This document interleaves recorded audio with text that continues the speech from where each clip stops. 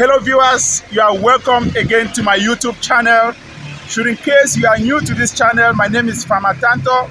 I'm a grassroots environmental activist, I'm a farmer, and I'm a YouTuber. So today I'm here in Banda, my home city.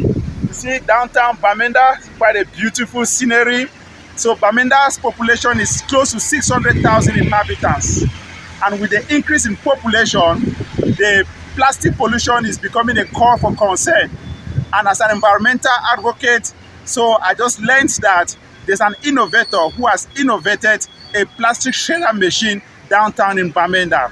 I call Banda the city of creativity because there are a lot of creative mindsets that are trying to make a change in the environment. So with so many organizations coming up, we just need to see how we can encourage them to showcase what is happening so that it can create visibility for them. So just join me and let's go downtown and see what this innovator has designed so that together we can contribute to make Banda clean.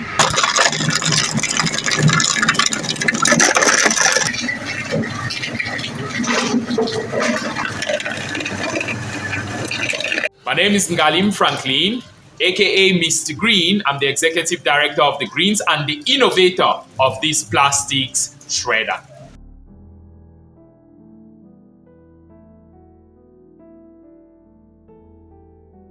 Hi viewers, so I'm here in downtown Banda to meet the innovator behind this amazing machine, man, that is going to solve the problem of plastic pollution in the city of Banda. Good to see you, bro. Hey, Farmer. Good to see you, bro. Always good to see you. Always. But can you tell us what are your official names and where do you come from? My name is Ngalim Frankline. Yeah. But everyone around Banda knows me as Mr. Green. Okay. I'm the executive director of the Greens, which is a youth environmental organization based here in Banda. Okay. I come from the Nsok tribe. Okay. Bro, Shati. Saka. Wow. I come from the Nsok tribe. I was born and grew up in the city of Banda, precisely Fuente Street Junction. Okay. I lived all my life around there and finally moved to my home Quent. Wow. So I'm kind of like people would always say, son of the soil. Yeah. So, Mr. Green, you mentioned to me that you conceived something, and now today here is the final product. You know. So, what inspired you to conceive this shredder machine? The main idea behind this machine is the volume of plastic bottles that I saw 4 years ago when we went for an Earth Rangers summer holiday program along the banks of River Mesa, and I saw an entire wetland covered or buried with plastics. You couldn't even notice or locate the stream channel because everything was buried in plastic bottles, and it got me wondering, like, what's it that I can do to try to create a change? And not long ago, I also visited the wetland of Mulang. That's right. Where I saw a similar situation. The entire wetland was I would say it was plastic land. Like over 1 million plastic bottles just littered in the wetland, which is supposed to be that space in the city that is supposed to provide us with fresh water, good food, and all the wetland benefits. So it got me thinking, like, what is it we can do to find a solution to the problem? And when I looked around the region, I didn't see any companies or organizations that were building waste management equipment that could help or that can take recycling to the next level. It got me thinking. I jumped into my books, I used my data, and I spent a lot of time researching about like basic and simple techniques on how to come up with this kind of machine. So how long did it take you to conceive this? I would say early last year in January, I started to work on this. Okay. And by July, Yeah. I had the first prototype Yeah. that was working. I'd say 6 months to come up with this. Wow. And honestly, I was amazed Okay. by how far I could go with respect to coming up with a product like this farmer. Honestly, I was amazed. So how many machines have you produced so far? The first one was last year, Yeah. and that was a prototype that costed me over 1 million francs. Wow. But as I went back and did further research, Yeah. I mean, that same machine that I built, prototype for 1 million francs, I'm doing it now for 500K. Wow. So that has been my goal, because when I looked at the cost of similar machines in the US, Yeah. in China, in Yeah. Europe, to get them to Cameroon would cost you over 1.8 million francs. Wow. And I asked myself again, like, can we really afford these Yeah. to solve this problem that nobody cares about? Wow. So I figured out other alternative options and found better strategies to bypass. Wow. And now, similar machine, done 1.4, Yeah. 500K. Wow. Which is like 3 times cheaper. And I always tell people, these machines that I make are sold at a quarter the cost it would take for you to import the same machine from Europe, China, or America. Wow. You can go out there and you search and you can do the research. I share all the statistics about this machine, the power, the reducer, the cutting blades. I share every detail, and you can go out there and check for yourself. So this is at a quarter the cost it would take you to bring from Europe or America. So this is like the feed machine. Okay, the feed. Yeah, that I am making. And do you have a market for it? So far, a lot of environmental organizations in town are becoming interested That's in right. the machines, because as an environmental organization, their primary goal is like, how can we clean up the environment? They also see, the amount of plastic bottles and plastics that are littered everywhere. Yeah. And, when they do their cleanups, they are always left with that big question. So what next? Wow. So I have a few organizations that have placed their order for the machines. Okay. And I'm doing a lot of outreach and sensitization, and more persons are becoming interested. One individual already who came while I was building the machine told That's me right. he needs one to have it as a side business Okay. from his main business, because he told me like that. There is a lot of plastics where he eats. That's right. So he saw that as a great opportunity to invest Yeah. and contribute in the fight against plastic. Wow. So when I look at the plastic pollution that is going on here in the Banda city, I think that even if you have 100 of these machines here in Bamenda, it will still not be enough. Now, what is your wish or your goal in the next 5 years if you are to produce this in large scale? My ultimate goal is to have every school in the city of Bamenda own a machine. Okay. They always say there are 2 places that are important in everyone's life: where you stay and where you work. Yeah. And if every business place could own a machine, Yeah. and every school own a machine, Yeah. we would solve the plastic problem. Wow. And I look at it from the school perspective, because students have 2 places that are important in their lives: where they stay, which is where we generate the plastic, litter, like the bottles, the papers, the broken buckets, rubbing oil containers, That's right. broken plates. Where they stay is where they generate. And when they go to school, they carry along these plastics. And in school environment, there is always a lot of plastic. Okay. So we've developed a curriculum Yeah. aimed at training young people in school, from nursery, primary, secondary, how to clean, sort, or how to collect, clean, and sort the plastics, then take it to school.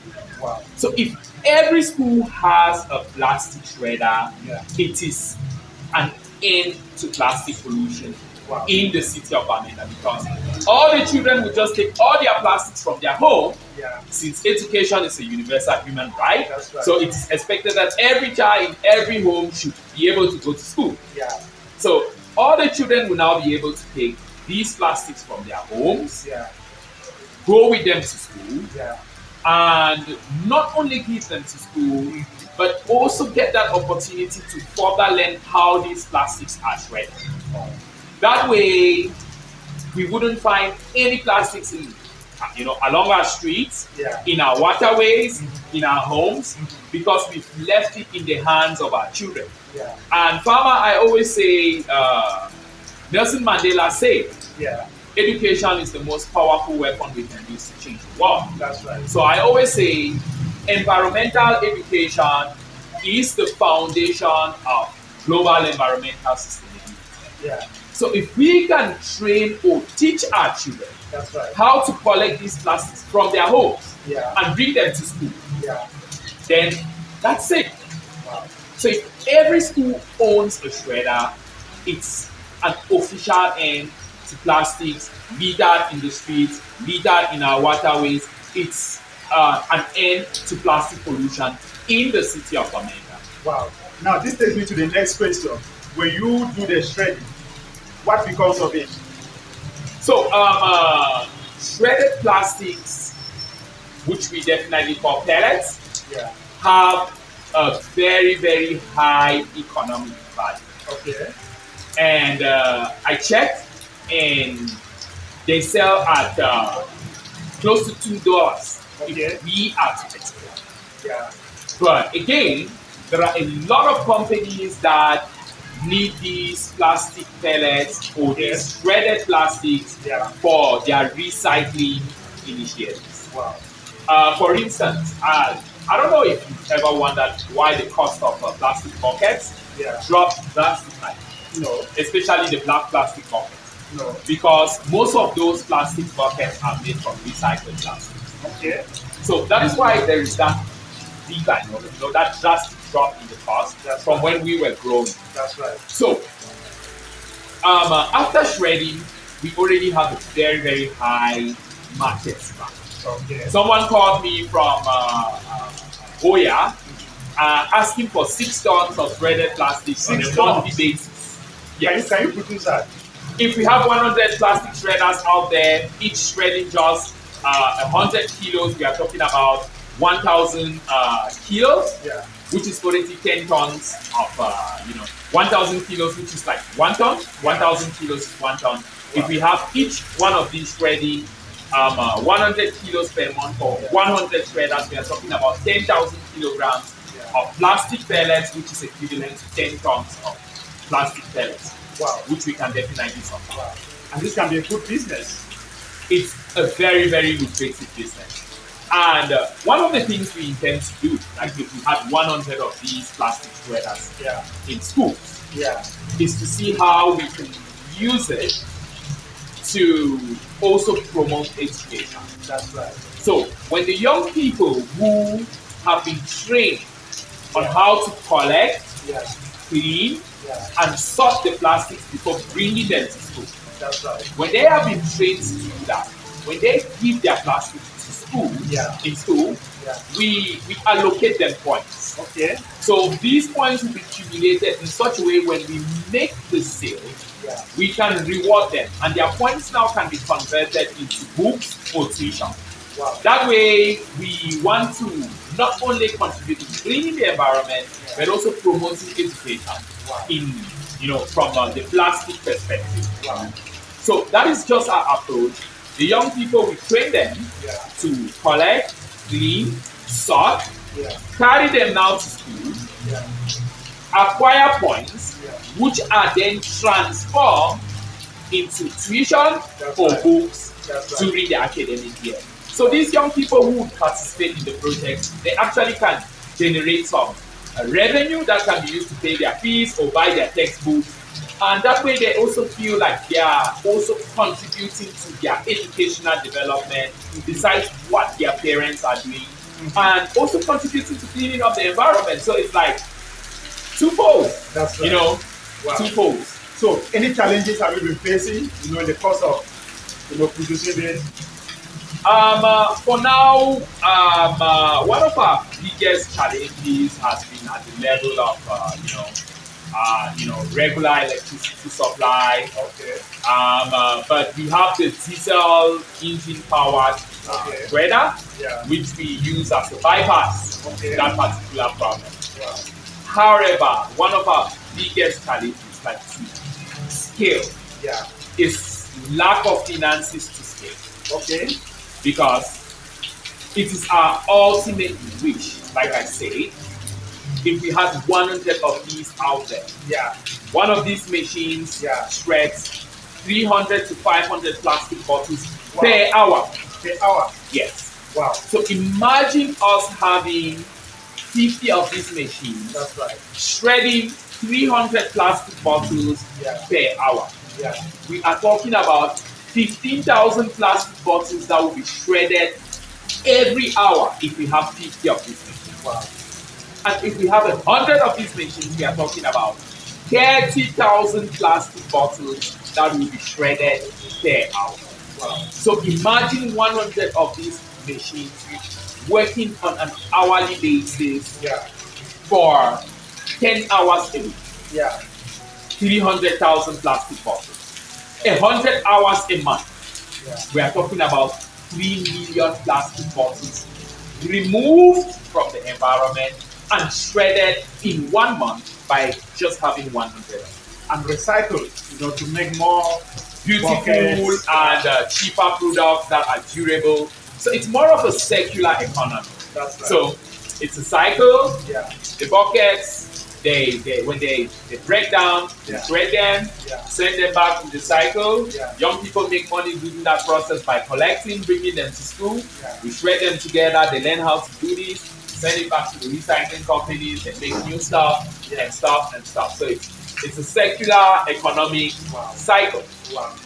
So our biggest challenge, Yeah. lack of finances to scale. Wow. For now, we have just 4 of these that are stationed in Banda. And you need like 100. I mean, if we have 100, I would say bye-bye to plastic pollution in Banda. Wow. And Banda now could serve as a model city, Yeah. not just for Cameroon, but for the world. Wow. That's one of the reasons why I created, my YouTube channel and this amazing platform to showcase what grassroots people are doing. That even in the city of Banda, we have innovative minds that can contribute to change the environment. So you never know who is watching because, we are living in a world, a global village now. And there might be people who might be ready to come in even as investors, to scale up this. Now, any message for young people out there in the world? If there's one thing you could change in the city of Banda or in Cameroon and Africa, what would that be? Maybe you can. Well, I always tell young people that we need to redefine success. That's right. To include community and environment. That's right. Because a healthy man in an unhealthy environment is unhealthy. Yeah. And an unhealthy man in a healthy environment, there is a very high chance that the person will be very, very healthy. So if there is one thing I want to tell young people, it is that let's come together and exploit the economic opportunities that our cities or our communities pose us. We should transform all of those challenges that we find in our cities into opportunities. And this is just one of those initiatives that transforms a problem not just into a solution, but an economically viable solution that will contribute in creating employment and economic opportunities for other young people. So I want to encourage every young person out there that let's stop looking at our problems as challenges or as fixed situations that we can't navigate. Let's look at all our problems as opportunities to exploit, to create a better life, not just for ourselves, but for our environment and for the people in our community. So waste management offers us a lot of amazing opportunities. Look at those opportunities. Start composting and making your own manure. You could create a big business that could employ a lot of people, promote healthy nutrition, and contribute in mitigating climate change.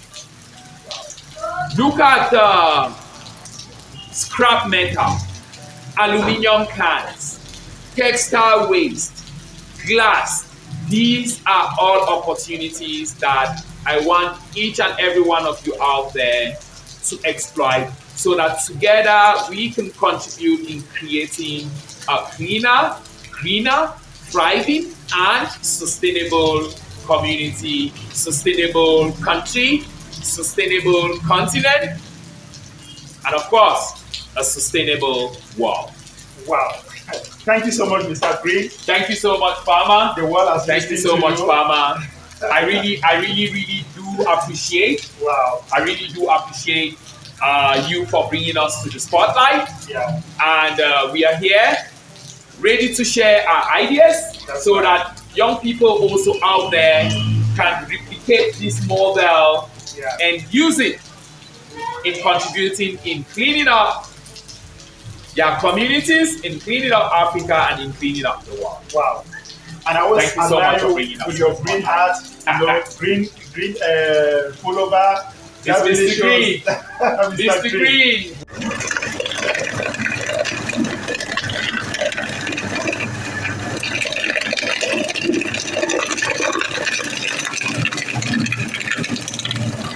So, Mr. Green, how many plastics have you shredded to have this quantity?